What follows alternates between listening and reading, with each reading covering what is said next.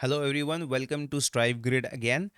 Today we are looking at how to bring anything to the very front in Canva on its canvas.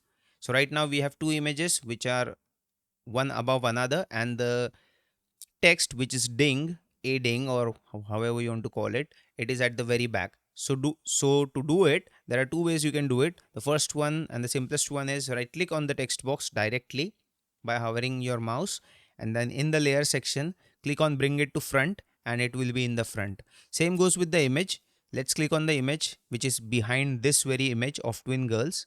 So let's click this anime image of a single girl and right click it and click on layer, and we'll click bring to front, and it will overlap the another image. So this is how it is.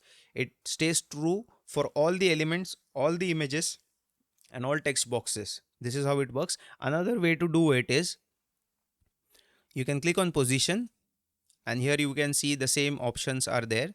But if you click on layers here, you can push it forward and backward however you want.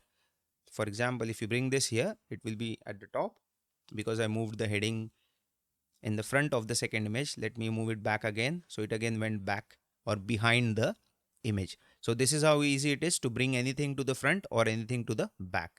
So thank you for watching.